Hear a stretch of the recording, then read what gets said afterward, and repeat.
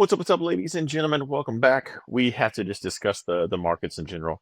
This trade war is just getting crazier. And to be clear, guys, there is the real world, and then there is the stock world.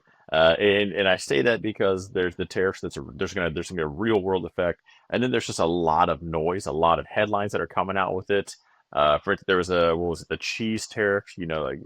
Anyway, there's just a ton of noise. So just to kick it off, we have to stick to the charts, and this does remind me a lot of the Rona. Now, if you guys were following me back then, I bought the absolute bottom of the Rona, and then it shot up, and I made a bunch of money, right? So I locked it in. I went short, and we kind of just went sideways, and I was like, no, I'm trying to go short, So I'm making some, I'm losing some, and I was like, whatever. Eventually, we got to just stick with the trend, and I went long. And so outside of that little hiccup, I bought the absolute bottom and rode that trend. It was the crazy 2021 trend, all the way up. And that's kind of what it is right now. If we just didn't get the green day. We had CPI was a great excuse to send it up. We've had plenty of excuses where we should have seen and I say should have because, just the timing of it. Probably should have seen a relief rally. We're so red sometimes you'd see the rip your face off rally, and there is those are two different things. And right now we're just trending down. I've tried to catch this knife multiple times. Again on smaller time frames. Don't headline read. Don't just click the thumbnail and read I'm bullish or bearish every day. I did explain that in the last video. Smaller time frame, I'm looking for that scalp to go long. Bigger time frame, we're going short. And I've been, again, if you guys also been following me, check the Patreon link. It'll be a top pin comment below. I bought puts, but we already locked those in. I was waiting for a green day. I bought August SPY puts, and they went up, so we just locked it in. At this point, I'm just gonna have to get in short. Because here's the trend. We really hung out here at this zone, and like if there was a space to, rally this thing up, it was probably right here. So I guess for now, that's going to be the basis of this video. Is just if that trend, this is the 9 EMA. If we haven't even broken above that, kind of what are we doing going long? Yeah, maybe we got a little carried away, and we could maybe there's a scalp on the way back up.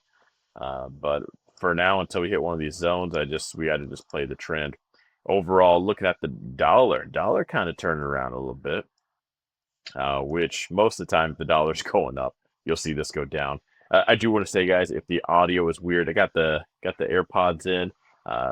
Mobile situation right now. I told you guys I'm on the road for a bit, um, so sorry about that. If you're new here, this is not what it normally does look like or sound for that matter. And the internet's, I will say, sometimes the internet's faster. Look at the US dollar, Japanese yen. Shout out to those that are in my group. So they already went short. And I'd mentioned putting my stop right above the red wick. You just dodged that. Not bad. So if you're still short, congrats. I mean, that's for now. I would keep my stop there.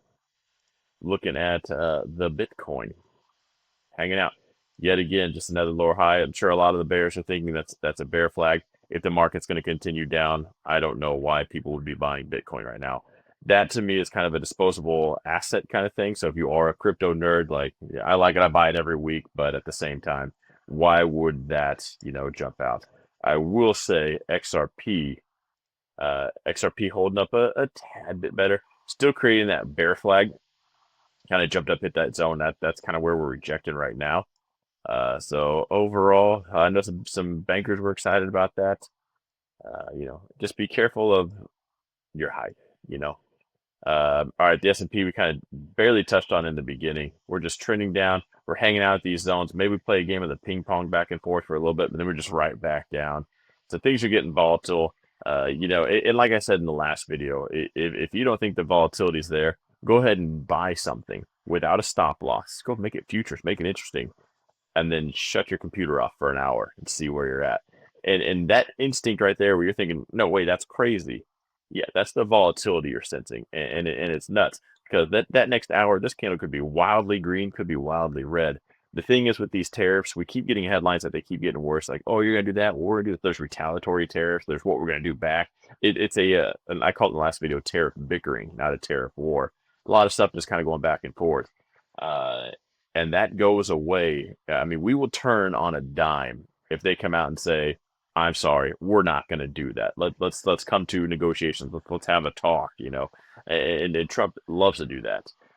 So you know, that's why I say the volatility hasn't gone anywhere. Let's just check the VIX real quick before we get any further. VIX kind of hanging out. We had most of the down yesterday. Volatility of the VIX, that's coming down a little bit. So we're kind of just hanging out, banging. All right, now as far as the S&P goes, we're right there in the middle. So if market makers are going to rein it back in, I will say tomorrow's likely going to end at one of these lines. Market makers, they might just start delta hedging and bring it right on down to that 2 standard deviations, or you know they might not want to do any work, kind of bring that thing back up.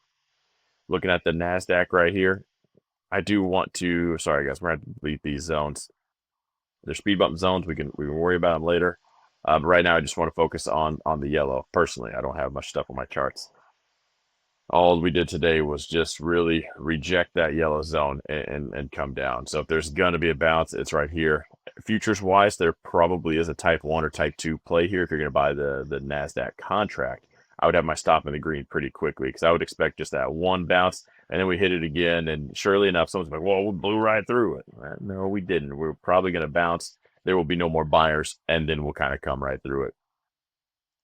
Looking at the expected move right here. Same story. We're probably landing up or down on that one. Jumping into Grandpa Dow. Bouncing the blue zone. We talked about this. Yeah, once that breaks, you might as well just be short this. This will likely just kind of remain in that situation. Just dropping down. I do want to. I went to a CFA event, you know. So shout out to the people that were there.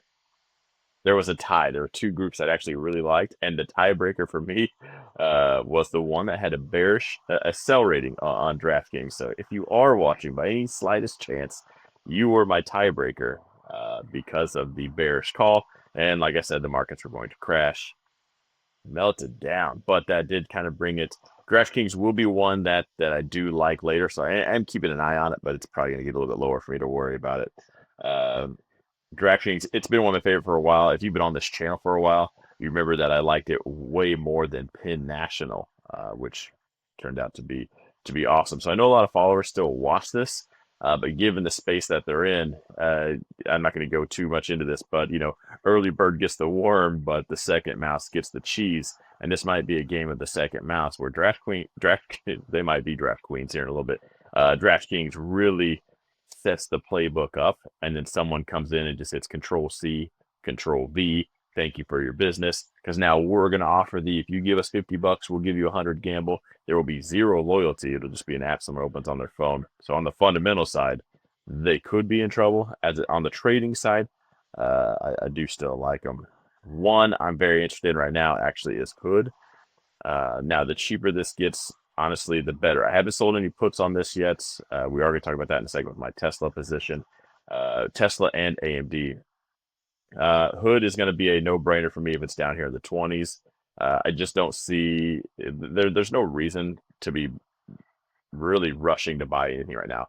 If you look at the S&P as an overall indicator, we got time. You know, there's no rush. Okay, we'll wait till the green candles come. Worst case scenario, let's say this is the absolute bottom, and this bounce is going to push up, hit that zone, pull back, make a higher low. Let's say it happens at this blue zone. You buy it at $38 instead of 36. But the amount of risk that you take on compared to buying in a free fall versus we've stabilized and started to turn this thing around, technically your risk is the same, but you just might be the structure of that risk, I think, is different.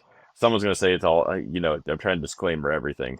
I would rather buy the higher low later. Yeah, you're going to pay a couple bucks more, but I'm also not just going to buy and watch it drop a couple bucks in a few minutes.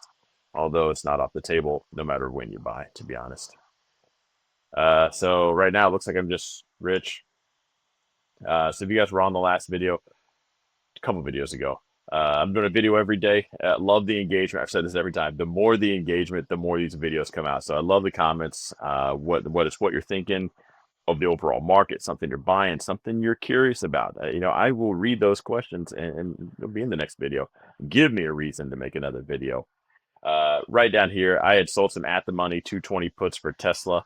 Collected $8. That's $8 in the options world. It's $8 per share. So total, someone paid me $800. If Tesla is below 220 come this Friday at 3 p.m., so the market's close for me, I will have to buy 100 shares. Either way, I get to keep the $800. So right now, I mean, those are actually down. I could buy it back at close. For now, I am going to go ahead and leave it. This particular one and AMD, anything I sell puts on right now, I will grab the shares. Last but not least, because my computer's screaming at me, AMD, I did sell some 95 puts for this week, and it looks like I'm all right. Sold some 95 puts. I bought some shares. I tried to get at 95. I just wasn't there at the time, so I ended up buying at 96. So that last add-on for now is up. Doesn't really mean anything. And the 95s, they're up. I will own more shares at 95 again Friday, 3 p.m. for me when the market's close. If we are there or below, I will buy more AMD shares. It'll be automated. I'm not going out here to click to buy. I forget what I collected to do that, but again, same as Tesla, I'm getting paid to buy AMD at 95. Anyway, ladies and gentlemen, I am going to wrap it up here. I'll be back on the road. I will be back home Sunday, so make sure you're subscribed, and I will see you guys 1 hour after the futures open on Sunday to kind of see what happened over the weekend and where futures open up at. Have a good one.